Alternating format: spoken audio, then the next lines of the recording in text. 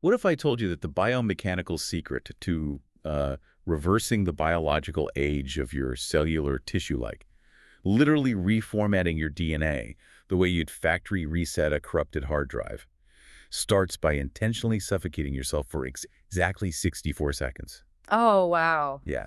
And not just once, by the way. You have to do it 21 times a day. I mean, that just sounds like a fast track to brain damage, honestly. If you look at that protocol through the lens of, traditional Western medicine, it is completely antithetical to basic human survival. It does sound insane, Mm. but that is exactly why we are tearing apart the source material for this deep dive today. Yeah. Because usually when we talk about a medical diagnosis, there is this comforting expectation of precision, right? Right, yeah. You break your arm, the x-ray shows that jagged white line, and the doctor points to it. Exactly. They say, there it is, it's broken. You slap a cast on it and you just wait. Well, we are deeply conditioned to view human biology as a closed-loop hardware system. Yeah. You get the genetic cards you are dealt at birth, you peak in your mid-20s, and from that moment on, It's all downhill. exactly. The prevailing narrative is managed decline. You're essentially a machine that is inevitably rusting out. Right. Maybe you change the oil with a good diet, or you jog a few miles so the engine doesn't seize up prematurely, but the structural limits of that hardware are viewed as hard-coded. But then you step into the world of radical bioenergetic optimization, and suddenly that X-ray machine is, well, it's useless. Totally useless. You're looking at a diagnostic landscape that is incredibly murky because we are tossing that entire rusting hardware narrative out the window today. Right. We are treating human biology not as a closed machine, but as a highly adaptable open source software platform. Right. We are going deep into the meticulously detailed logs of a practitioner known as Osman. Yes, widely referred to in his community as the blind Muslim yogi. And our mission today is to extract the actual measurable biological data from a lifetime of extreme practice. And we really need to establish the ground rules for this deep dive immediately. Oh, absolutely. Historically, when we start talking about radically upgrading the human nervous system, the conversation almost instantly derails into ungrounded mysticism. Yeah, you immediately get that highly romanticized aesthetic, right? Like the guy on the mountain in a loincloth. Right. The persistent assumption that to reach the absolute upper limits of human potential, you have to sell all your worldly possessions, move to a remote cave in the Himalayas. Survive on nothing but lentils. Exactly, and meditate in absolute silence for 4 decades. We are systematically dismantling that trope today. We are firmly stripping away the esoteric dogma here. Yes.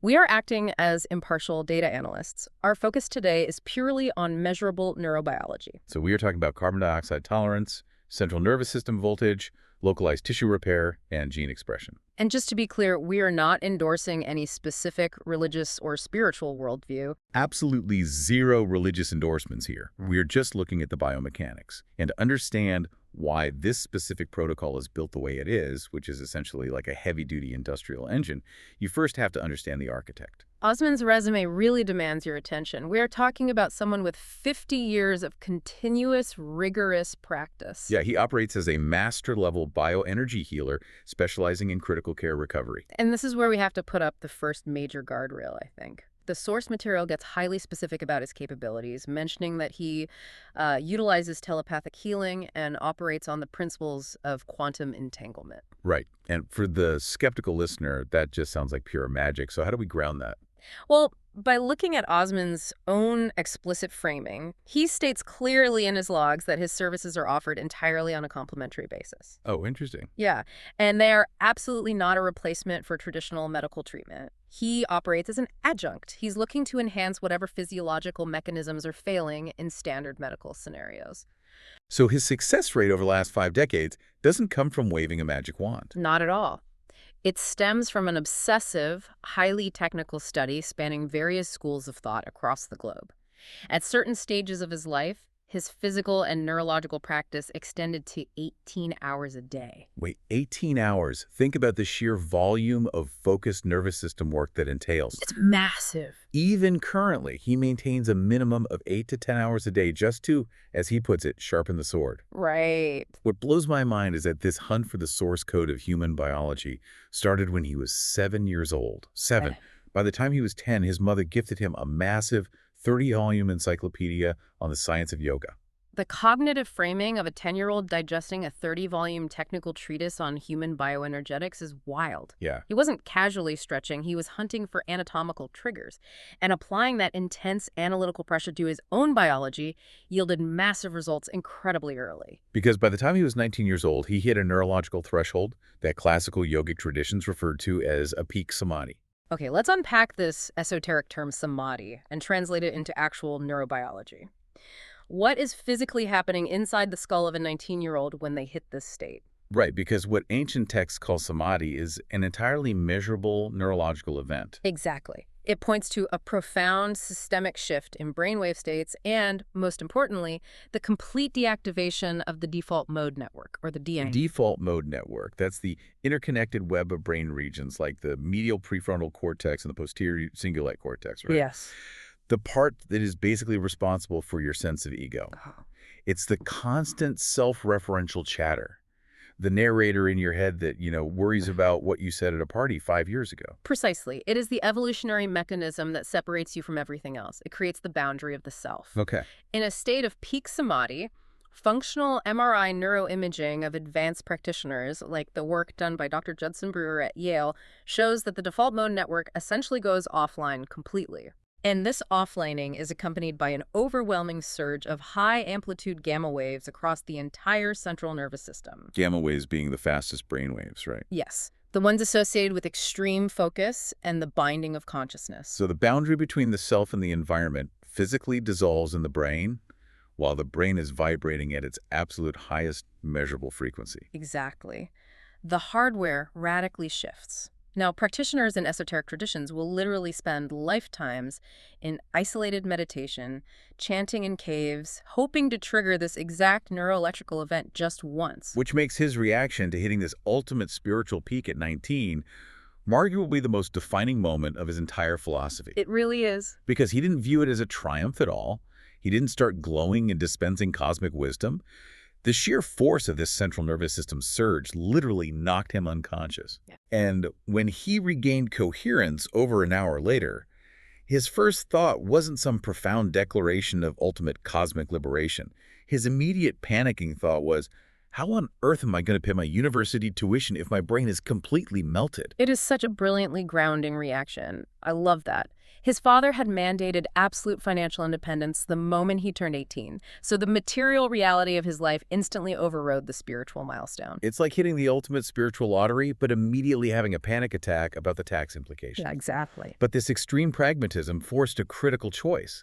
He actually had open invitations to join established ARMs at that time. They would have provided housing, food, and basically solved his financial problems instantly.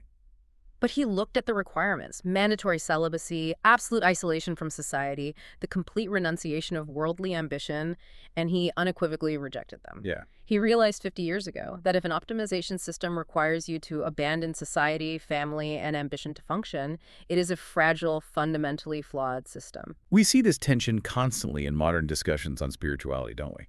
You look at Rainn Wilson's Soul Boom interviews or Rick Archer's Buddha at the gas pump. Right.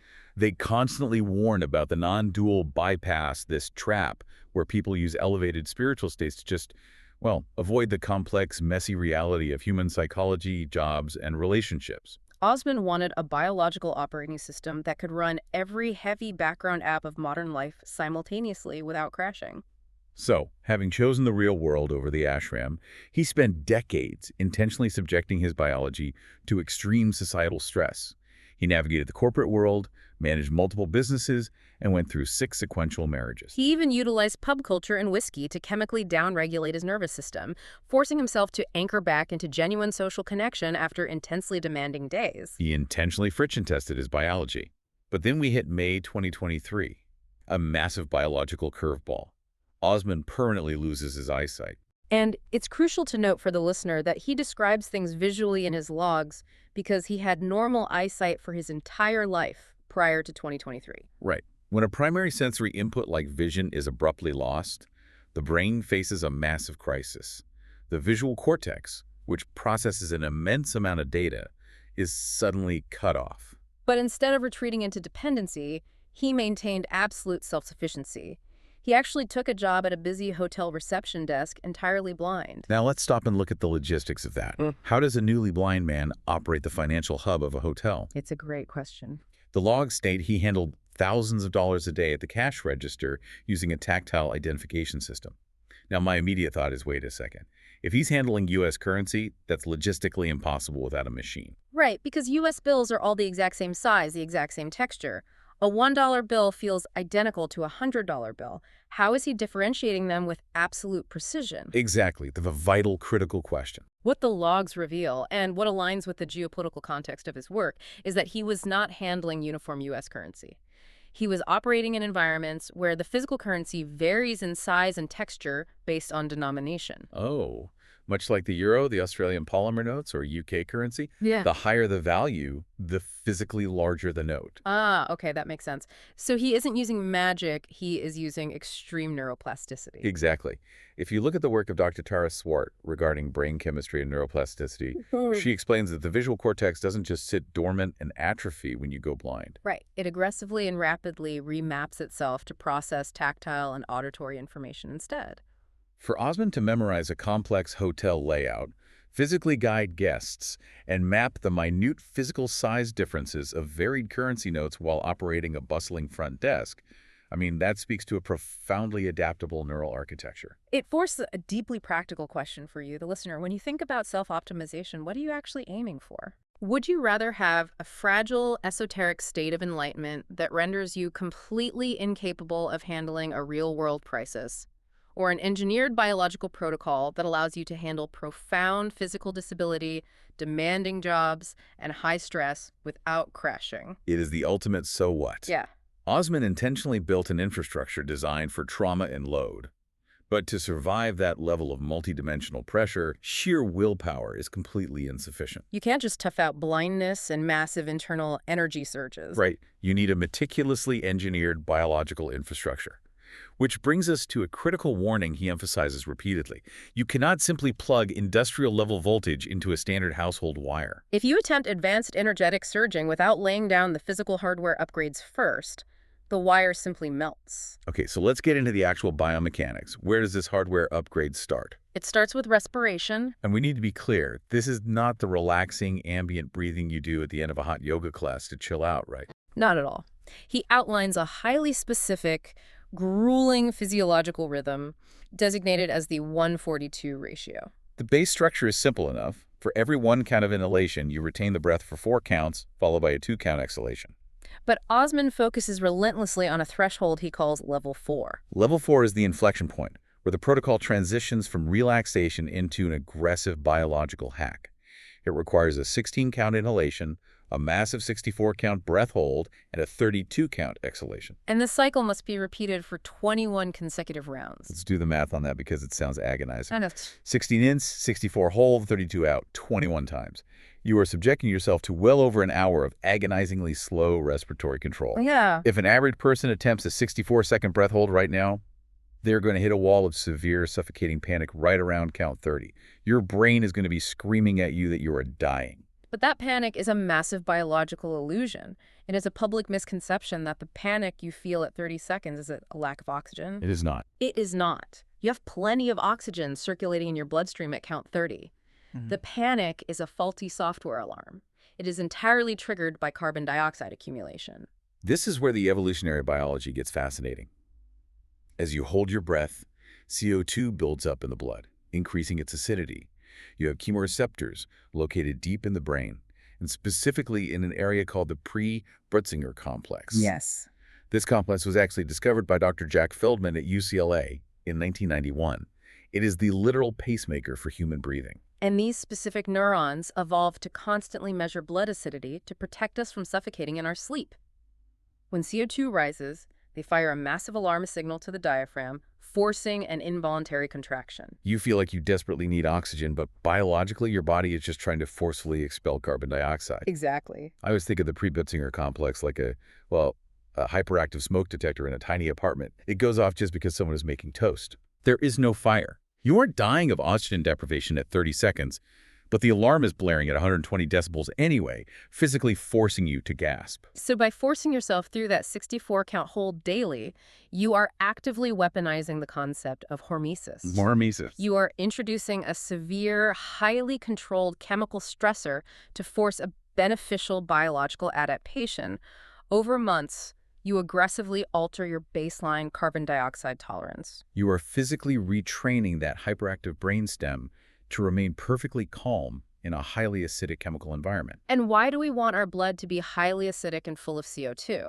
Because if you can tolerate that environment without panicking, you leverage one of the most incredible mechanisms in human physiology, the Bohr effect. Discovered in 1904 by the Danish physiologist Christian Bohr, he realized that elevated levels of carbon dioxide actually decrease the affinity of hemoglobin for oxygen. Let's visualize how that works. Hemoglobin is the complex protein in your red blood cells that acts like a transport shuttle. It picks up oxygen in the lungs and carries it through your veins. Normally, hemoglobin is quite stingy. It holds onto that oxygen tightly as it circulates. But in a high CO2 acidic environment, the exact environment you artificially create during a 64-second breath hold, the hemoglobin molecule undergoes a physical allosteric conformational change. Its physical shape warps slightly. Yes, which physically loosens its grip on the oxygen molecules, meaning your red blood cells suddenly become significantly more efficient at dumping oxygen deep into the cellular tissues where it is needed most, rather than just hoarding it in the bloodstream. It is completely backwards to how we normally think about respiration. You are literally suffocating the blood to hyperoxygenate the deep tissues. It's brilliant. But let's be real, enduring over an hour of chemical suffocation daily for a year sounds like absolute torture. You're fighting your evolutionary survival instincts every single day. What is the actual measurable cellular return on investment for building this heavy-duty biological battery? The return on investment is found in the massive survival response initiated by mild transient hypoxia. Transient hypoxia just means brief, controlled windows of low oxygen. Exactly. When you undergo the specific stressor, it triggers a cellular protein complex known as hypoxia-inducible factor 1, or HIF-1 alpha. This protein is essentially the master switch for human cellular resilience. The discovery of HIF-1 alpha is actually what won Greg Semenza the Nobel Prize in Medicine recently. Normally, when oxygen levels in your body are fine, your cells just degrade this HIF-1 alpha protein. It gets tagged for destruction and thrown in the cellular trash. But when your oxygen drops significantly during that agonizing 64-count hold, the degradation stops. The HIF-1 alpha subunit stabilizes, it survives, and it travels directly into the nucleus of the cell. And once inside the nucleus, HIF-1 acts as a transcription factor. It physically binds to specific sequences of your DNA and commands the genome to upregulate a host of extreme survival mechanisms. How does a protein binding to DNA actually change my body? Like, what does that look like practically? Primarily, it commands the release of vascular endothelial growth factor, or VEGF. This stimulates massive angiogenesis. Angiogenesis being the physical creation of entirely new capillary networks. Exactly. Your body physically builds new microscopic roads to deliver blood to tissues that were previously underserved. It expands your vascular infrastructure. Wow. Furthermore, it forces the mitochondria, the powerhouses of your cells, to shift their metabolic pathways, becoming ruthlessly efficient at producing ATP energy without relying heavily on oxygen. Osman points to a truly fascinating University of California study to back up the physiological impacts of this specific biochemical cascade. And what's brilliant about this study is how they completely removed the placebo effect. Right, because you can't exactly teach a lab mouse to sit in a lotus pose and perform a 16.64.32 yogic breathwork routine while visualizing its chakras. Exactly. So researchers use chemical mimics, specifically compounds known as prolyl hydroxylase inhibitors. These chemicals trick the cellular pathways into responding as if the organism were undergoing targeted breath retention. The mice didn't hold their breath. The chemicals just bypassed the lungs entirely and directly stabilized HIF-1 alpha, triggering the exact same biochemical cascade in the cells. And the results over a 6-month period were staggering. The researchers documented a 15 to 30% improvement in comprehensive health markers, massive reductions in disease biomarkers associated with cardiovascular disease and metabolic syndrome, and a calculated longevity increase of up to 30%. But wait, we have to look at this critically. Mice are not humans. A 30% increase in a mouse that lives for 2 years is a few months. Does that math scale to a human being? While human biology is more complex, The fundamental HIF1 pathway is highly conserved across all mammalian species. If we contextualize that 30% theoretical increase on an average 80-year human lifespan, you are looking at 24 extra years of viable, highly functional biology. 24 years, just from structurally upgrading your capillary networks. Yeah. But this brings up a logistical reality. Building that massive structural vascular capacity isn't a weekend biohack. Osman emphasizes it takes 6 to 12 months of daily, agonizing dedication to the 142 chemical suffocation protocol just to lay the wires. Yes. But once you have built that massive capillary infrastructure, that heavy-duty biological battery, how do you actively charge it? How do you run voltage through it? Right. This leads us directly to the precise mechanics of the Kriya protocol. And here is where we need to make a massive correction to the general public understanding of this practice. If you search for Kundalini or Kriya online, you get endless videos of people swaying to flute music talking about their heart chakras opening. We are explicitly stripping away that mysticism. This isn't spiritual floating. It is mechanical, high-voltage internal engineering. The physical precision is absolutely non-negotiable. To perform one single round of Kriya, according to these logs, you begin by naturally breathing in through both nostrils for a specific count of 25. The objective is to fill the lungs to absolute 100% capacity. Right. And once you are fully, deeply breathed in, you hold that breath for a count of 25. But this is not a relaxed retention. Not at all. This is the crux of the entire operation. During that 25-count hold, you are applying a severe internal mechanical pressure.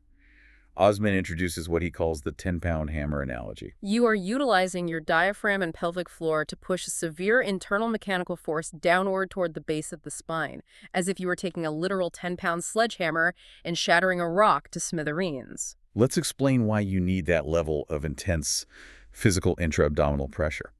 The central nervous system is bathed in cerebrospinal fluid. Right. By applying this extreme downward pressure against a closed glottis while fully inflated, you are drastically increasing the pressure of that cerebrospinal fluid. That sheer mechanical force is required to stimulate the highly dense cluster of nerves at the base of the spine. What esoteric texts term Kundalini energy is not a magical serpent. It is the immense bioelectrical potential stored in these lower neural clusters. The physical pressure forces that bioelectrical signaling to rise aggressively up the spinal column, directly stimulating the afferent fibers of the vagus nerve. Then, once you finish that intense 25-count pressurized hammer hold, you release the lock, you exhale naturally at your own pace, and then, and this is a critical, often ignored step, you rest. The 100-count natural resting breath. Yes. This rest period is absolutely non-negotiable. It is required for integrating the massive voltage spike. You must allow the central nervous system energy to settle back to a baseline state before you agitate it again, or you risk severe neurological damage. So that entire sequence, the 25-count active inhalation, the 25-count pressurized hammer hold, the natural exhalation, and the 100-count natural rest constitutes exactly one round. And the dosage parameters Osman lays out are incredibly strict. A beginner must execute a minimum of 12 rounds a day, with the recommended baseline being 24 rounds per day. And you stay at that 24-round dosage until you are highly proficient, which he notes normally takes at least 1 to 3 years. You do not rush this.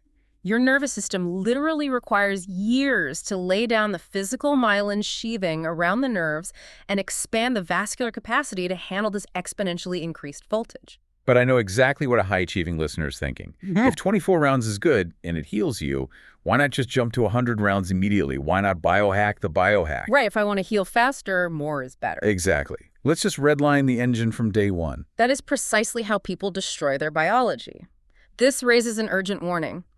Osman explicitly states, do not increase beyond 100 rounds, ever. Wow. Doing more than 100 rounds a day becomes actively, demonstrably dangerous. It is too much biological torque for the human nervous system to ground safely.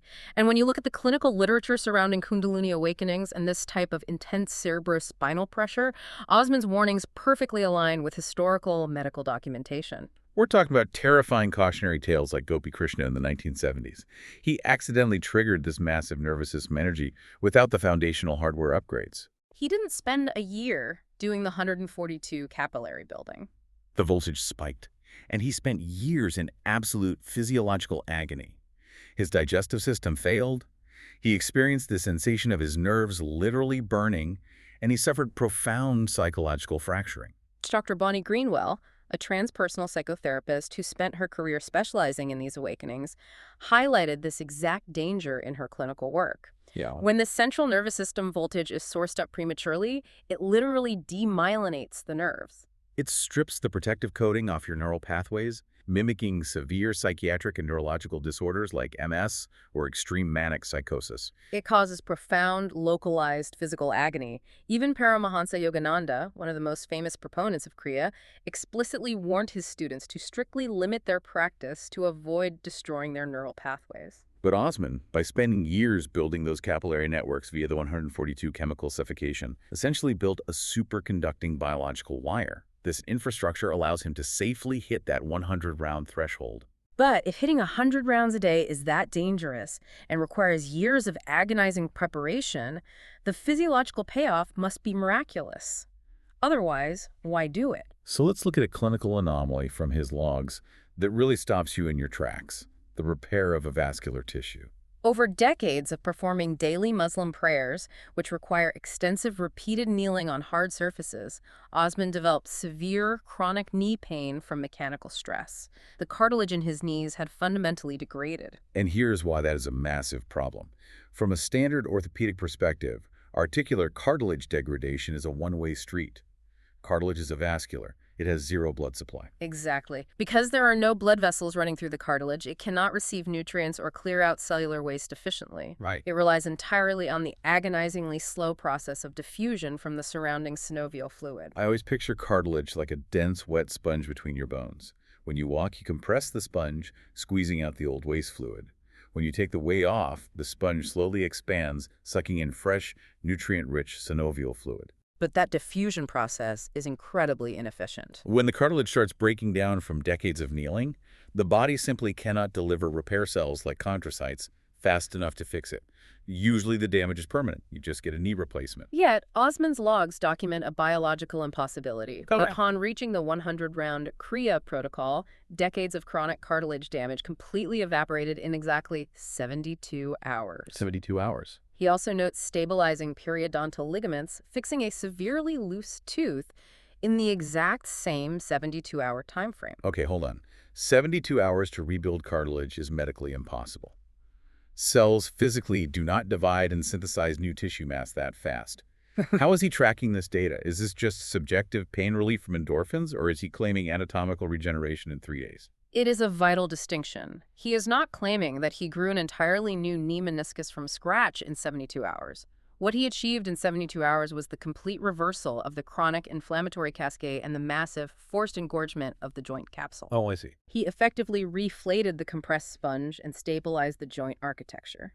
But how does applying a 10-pound internal hammer of pressure in your torso rebuild a knee joint or fix a loose tooth? It is rooted in what we call vagal shock. By applying that massive oscillating pressure to the cerebrospinal fluid and forcefully stimulating the vagus nerve 100 times a day, you are inducing a systemic cellular shock. Right. If we look at the work of Dr. Kevin Tracy, he mapped out the inflammatory reflex. He proved that the vagus nerve directly dictates the body's inflammatory response. Exactly. Hyperstimulation of these autonomic neuroimmune pathways essentially acts like an industrial pressure washer. Instead of relying on that agonizingly slow passive diffusion, just waiting for the sponge to slowly soak up nutrients, the nervous system forces a massive localized flood of anti-inflammatory cytokines and growth factors directly into the synovial capsule under high pressure, It radically accelerates macrophage polarization. which is the shift of immune cells from a destructive inflammatory M1 state to an aggressive tissue-repairing M2 state. The vagal shock forces the joint to rapidly stabilize, shut down the pain-causing inflammation, and trigger immediate collagen synthesis. But running this kind of energetic pressure washer through your biology creates massive internal torque. If you master the breathing and you are running 100 rounds of this high-pressure Kriya, you are generating an immense amount of internal friction. Yeah. Physiologically, how is he not just burning out his adrenal glands? Without a heavy-duty exhaust and grounding system, the biological machine would literally shake itself apart. Which brings us to the exhaust systems he implemented. The first critical component is muscle as a metabolic sink. Right. Osman completely destroys the visual of the frail, emaciated yogi sitting peacefully under a tree. He insists on heavy, physically demanding strength training. Which seems counterintuitive to meditation. Why lift heavy weights? Because muscle tissue is metabolically expensive and physically dense. Skeletal muscle acts as a massive sink for excess glucose and energy. Building significant muscle mass provides the sheer physical density required to ground and house high-voltage central nervous system energy. Without that muscular density, the voltage overwhelms the delicate neural pathways. And then there is the absolute non-negotiable brake pedal of his entire system, the 6-hour sleep red line. This cannot be overstated. If we look at the mechanics of sleep discovered over the last decade, particularly the work of Dr. Macon Nadergaard, who discovered the glymphatic system in 2012, the necessity of this brake pedal becomes terrifyingly obvious. When you are overclocking your brain with 100 rounds of advanced Kriya, your neurons are firing at a vastly accelerated rate. This demands massive amounts of ATP energy. And just like a car engine burning fuel, the byproduct of that hypermetabolism is exhaust. Specifically, metabolic byproducts like amyloid beta proteins, which are highly neurotoxic if they accumulate. The brain uses the glymphatic system to clear this waste. It is a highly specialized plumbing system, but the glymphatic system is almost entirely inactive while you're awake. It is only during deep, slow-wave sleep that the glial cells in the brain physically shrink by up to 60%. They literally shrink down to create microscopic channels. This shrinkage creates physical space for cerebrospinal fluid to forcefully wash through the brain tissue, sweeping those toxic amyloid beta proteins out into the circulatory system to be cleared by the liver. So if you are running industrial voltage through your brain, generating massive amounts of neurotoxic exhaust, but restricting your sleep to less than 6 hours, you are keeping the engine redlined while actively firing the cleaning staff. It is a guaranteed recipe for rapid neurodegeneration. Osman points to severe cautionary tales within the spiritual community, specifically figures like Swami Vivekananda. Vivekananda was historically famous for bringing yoga to the West, but he died at the age of 39. Exactly. He died at 39 of multi-organ failure. His energetic voltage escalated far faster than his physical hardware could adapt, and he severely neglected sleep and physical grounding. He essentially vibrated his own biological machine to pieces. This absolute necessity for grounding brings us to an incredibly refreshing aspect of Osman's logs: his pragmatism over puritanical dogma. Yeah. He acknowledges the physiological truth found in ancient texts regarding acceleration factors. Strict celibacy and raw vegan diets do speed up energetic development. He notes they speed it up by a factor of 15. 15x, that's a massive acceleration. But let's explain the biology of why. Why do celibacy and raw vegetables act as a biological acceleration factor? It sounds like puritanical morality, not science. It comes down to ATP conservation. The digestive and endocrine systems are massive metabolic drains. Consuming heavy, complex proteins like a steak requires massive amounts of cellular energy just to produce the stomach acid and enzymes to break it down. By shifting to raw, easily assimilated foods, you eliminate that metabolic drag. The body can reallocate that saved ATP directly to cellular repair and nervous system upgrades. And regarding the endocrine system, the body expends immense continuous resources on reproductive functions and hormone synthesis. By practicing celibacy, you halt that specific metabolic expenditure. Esoteric texts argue that you redirect that highly potent biological energy upward into the central nervous system. But here is the genius of Osman. He rejects making this biological efficiency a moral requirement. He refuses to conflate what works fastest with what makes you a good or pure person. He argues that you can still reach the ultimate biological destination without destroying your social, romantic, and family life. Yeah. It will just take longer. The 15x acceleration isn't worth losing your humanity. So instead of permanent, miserable dietary restriction, he uses highly specific hacks to balance the load. He details a daily smoothie in his logs: raw cauliflower, flaxseed, and an entire whole lemon peel and seeds included for the dense phytonutrients and liver support. And to combat the natural testosterone decline that comes with extreme physical stress, instead of viewing it as an unavoidable part of aging, he consumes raw egg yolks combined with a traditional fermented yogurt drink called Aeron. This is a highly targeted nutritional hack. He is utilizing the highly bioavailable cholesterol from the raw egg yolks. Cholesterol is the foundational precursor molecule that the body uses to synthesize pregnenolone, which then cascades into testosterone. By pairing it with the potent probiotic environment of the fermented ayran, he optimizes gut health to ensure maximum absorption of that cholesterol. He also heavily utilizes targeted acoustic resonance. He explores the principles of cymatics, how sound frequencies physically organize matter, to tune his nervous system. For instance, his logs mention using specific acoustic frequencies targeting the solar plexus region to physically stimulate dopaminergic drive right before entering a demanding business negotiation. He treats his central nervous system like a programmable acoustic instrument. He also trains the ability to consciously access delta brainwaves. Delta waves are the extremely slow 0.5 to 4 hertz frequencies normally only accessed during the deepest stages of dreamless sleep. Osman trains to access these frequencies while remaining completely awake, effectively turning his body into a massive, conscious receiver for tissue repair at will. Which leads to his most radical stance, and honestly my favorite part of his philosophy, his absolute rejection of formal guru initiation, known as Diksha. In traditional lineages, attempting advanced Kriya without a guru is considered practically impossible and even blasphemous. Osman is fiercely against it. He views Diksha as an eternal spiritual contract that subverts your own critical thinking. He champions self-Diksha. He views this entire physiological protocol as an open-source software project. You download the base code, the 142 breath, the Kriya mechanics, the sleep protocols, but you must compile it for your own unique hardware.